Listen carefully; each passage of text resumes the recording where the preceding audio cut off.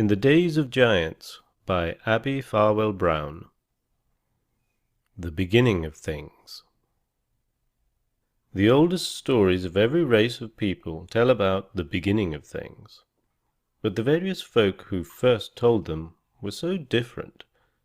The tales are so very old, and have changed so greatly in the telling from one generation to another, that there are almost as many accounts of the way in which the world began as there are nations upon the earth. So it is not strange that the people of the north have a legend of the beginning quite different from that of the southern, eastern, and western folk. This book is made of the stories told by the northern folk, the people who live in the land of the midnight sun, where summer is green and pleasant, but winter is a terrible time of cold and gloom, where rocky mountains tower like huge giants, over whose heads the thunder rolls and crashes, and under whose feet are mines of precious metals. Therefore you will find the tales full of giants and dwarfs, spirits of the cold mountains and dark caverns. You will find the hero to be Thor, with his thunderbolt hammer, who dwells in the happy heaven of Asgard, where All-Father Odin is king, and where Balder the Beautiful makes springtime with his smile. In the north countries, winter, cold, and frost are very real and terrible enemies, while spring, sunshine, and warmth are near and dear friends. So the story of the beginning of things is a story of cold and heat, of the wicked giants who loved the cold, and of the good Aesir, who baked in pleasant warmth. In the very beginning of things, the stories say, there were two worlds, one of the burning heat and one of icy cold. The cold world was in the north, and from it flowed Elivâgar, a river of poisonous water which hardened into ice and piled up into great mountains, filling the space which had no bottom. The other world in the south was on fire with bright flame, a place of heat most terrible. And in those days, through all space, there was nothing beside these two worlds of heat and cold. But then began a fierce combat.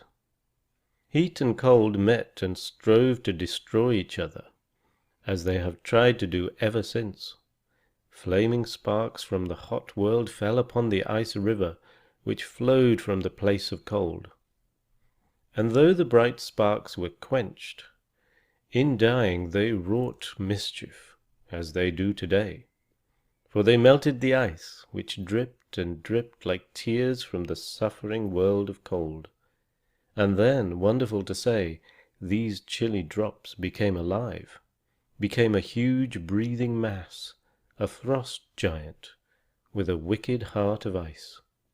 And he was the ancestor of all the giants who came afterwards, a bad and cruel race. At that time there was no earth, nor sea, nor heaven, nothing but the icy abyss without bottom, whence Ymir the giant had sprung. And there he lived, nourished by the milk of a cow which the heat had formed. Now the cow had nothing for her food but the snow and ice of Elivâgar, and that was cold victuals indeed. One day she was licking the icy rocks, which tasted salty to her, when Ymir noticed that the mass was taking a strange shape. The more the cow licked it, the plainer became the outline of the shape.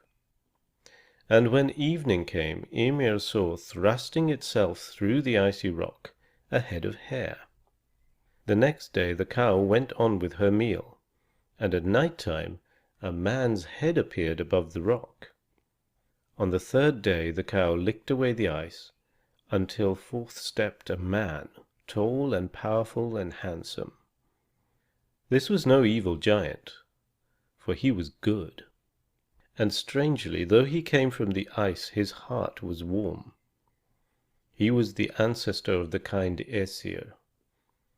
for All-Father Odin and his brothers Vili and Ve, the first of the gods, were his grandsons, and as soon as they were born they became the enemies of the race of the giants. Now, after a few giant years, ages and ages of time as we reckon it, there was a great battle, for Odin and his brothers wished to destroy all the evil in the world and to leave only good. They attacked the wicked giant Ymir, first of all his race, and after hard fighting slew him. Ymir was so huge that when he died, a mighty river of blood flowed from the wounds which Odin had given him, a stream so large that it flooded all space, and the frost giants, his children and grandchildren, were drowned, except one who escaped with his wife in a chest. And but for the saving of these two, that would have been the end of the race of giants. All-Father and his brothers now had work to do. Painfully they dragged the great bulk of Ymir into the bottomless space of ice, and from it they built the earth, the sea, and the heavens. Not an atom of his body went to waste. His blood made the great ocean, the rivers, the lakes, and the springs. His mighty bones became mountains. His teeth and broken bones made sand and pebbles. From his skull they fashioned the arching heaven, which they set up over the earth and sea. His brain became the heavy clouds. His hair sprouted into trees, grass, plants, and flowers. And last of all, the Aesir set his bristling eyebrows as a high fence around the earth, to keep the giants away from the race of men whom they had planned to create for this pleasant globe. So the earth was made, and next the gods brought light for the heavens. They caught the sparks and cinders blown from the world of heat, and set them here and there, above and below, as sun and moon and stars. To each they gave its name and told what its duties were to be, and how it must perform them, day after day, and year after year, and century after century, till the ending of all things, so that the children of men might reckon time without mistake. Sol and Mani, who drove the bright chariots of the sun and moon across the sky, were a fair sister and brother whose father named them Sun and Moon because they were so beautiful. So Odin gave them each a pair of swift, bright horses to drive, and set them in the sky forever. Once upon a time, but that was many, many years later, Mani, the man in the moon, stole 2 children from the earth. Hiyuki and Bil were going to a well to draw a pail of water. The little boy and girl carried a pole and a bucket across their shoulders, and looked so pretty that Mani thrust down a long arm and snatched them up to his moon. And there they are to this day, as you can see on any moonlight night. 2 little black shadows on the moon's bright face, the boy and the girl, with the bucket between them. The gods also made day and night. Day was fair, bright, and beautiful, for he was of the warm-hearted Aesir race. But night was dark and gloomy, because she was one of the cold giant folk. Day and night had each a chariot drawn by a swift horse, and each in turn drove about the world in a 24 hours journey. Night rode first behind her dark horse, Hrimfaxi, who scattered dew from its bit upon the sleeping earth. After her came Day with its beautiful horse Glad, whose shining mane shot rays of light through the sky. All these wonders the kind gods wrought, that they might make a pleasant world for men to call their home. And now the gods, or Aesir as they were called, must choose a place for their own dwelling. for there were many of them, a glorious family. Outside of everything, beyond the great ocean which surrounded the world, was Jotunheim, the cold country where the giants lived. The green earth was made for men. The gods therefore decided to build their city above men in the heavens, where they could watch the doings of their favorites and protect them from the wicked giants. Asgard was to be their city, and from Asgard to Midgard, the home of men, stretched a wonderful bridge, a bridge of many colors. For it was the rainbow that we know and love. Up and down the rainbow bridge the Aesir could travel to the earth, and thus keep close to the doings of men.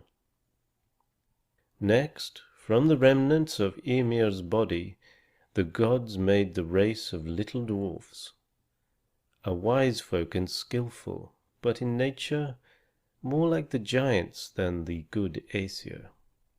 For they were spiteful and often wicked, and they loved the dark and the cold better than the light and warmth. They lived deep down below the ground in caves and rocky dens, and it was their business to dig the precious metals and glittering gems that were hidden in the rocks, and to make wonderful things from the treasures of the underworld. Poof, poof went their little bellows. Tink tank went their hammers on the little anvils all day and all night. Sometimes they were friendly to the giants, and sometimes they did kindly deeds for the Aesir. But always after men came upon the earth, they hated these new folk who eagerly sought for the gold and the jewels which the dwarfs kept, hidden in the ground. The dwarfs lost no chance of doing evil to the race of men.